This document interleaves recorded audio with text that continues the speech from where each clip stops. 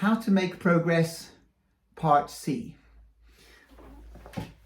There are two here, feel bed and surface of the keys. So the first one is feel bed, so feeling the bed of the keys. As is always taught in music school and conservatoire, the feeling of the bed of the keys is the sensation of stopping. So when you play a key, you feel that the finger has stopped because it's reached the bed of the key, it's reached the limit, it can't go any further down, so you don't try and go any lower than that. But you just feel that it has actually reached the limit of the key. Yeah? So that's not like squeezing the keys, yeah? But it's just pressing the key down until you feel that the key has been played properly. Now you need to play the whole piece like that. You can play it more than once a day. This is a really good way of practicing. And in fact, this is one method that you should always practice with. So even if you don't practice some of the other methods, this is something that you should do every day with all of your pieces. And when you do this, you do not need to practice with the dynamics.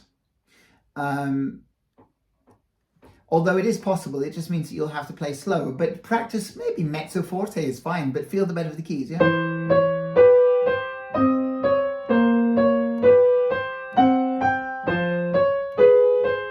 Now if I go faster, I'm just thinking, are each of my fingers actually feeling where the key stops? That's the point. Because if so, it doesn't matter how difficult the piece is that you're playing.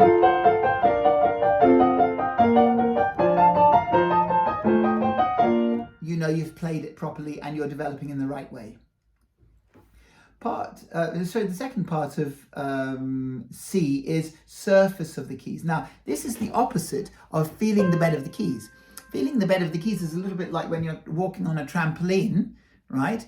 And the reason why you can't walk on a trampoline very well is because you never feel the ground beneath the trampoline. It's always bouncing. So therefore, once you go up, you can fall over, lose your balance, which is what will happen if you don't train your fingers to feel the bed of the keys.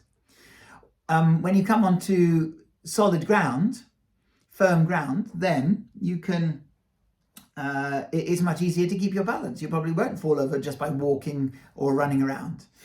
So that's what we're doing. When we're with the feeling of the bed of the keys, surface of the keys means that you don't push it all the way down. So only halfway down. Now, if you do it slow enough, it won't make a sound, you see? Or maybe if it does, it doesn't matter. But the point is that you play it at the speed that, you play it a bit faster. So, but don't aim to go all the way down. Now, I'm playing softer, only because I'm just knocking the key down enough so that there's a carry through in the action, and then actually the hammer is knocked up to hit the string, which makes the sound. And you might think, well, why practice this if it's the opposite to feeling the bed of the keys? So this is really important, especially in very fast music, because it's not necessary to feel the bed of the keys all the time when you're playing really fast. Otherwise, you won't be able to play fast, or your hand will get tired. So once you've done all of the feeling the bed of the keys, then you just...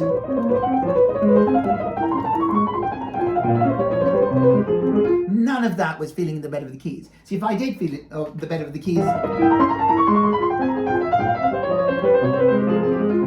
of course it's louder. Okay, so that's a good way of practicing, and then not feeling just the surface of the keys. You can go faster. It's easier because you don't have to work so hard to bring the key all the way down to the bed. And I would say that's a good way of practicing after you've mastered feeling the bed. And also, it's partly how you will perform your music when you do come to a concert or a competition or audition. And So always practice that, but always practice feeling the bed of the keys, those two. So like if you want to make a crescendo, so we start without feeling the bed of the keys. So surfaces of the keys, and as we get higher, maybe there's a crescendo. So when there's a crescendo, we start feeling a little bit more of the bed of the keys, and it helps us make that crescendo. And then when we make the diminuendo, then we go more back to the surface of the keys. It's so much easier, and you'll find that the dynamics will come naturally.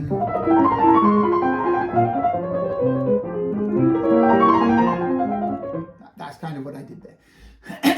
And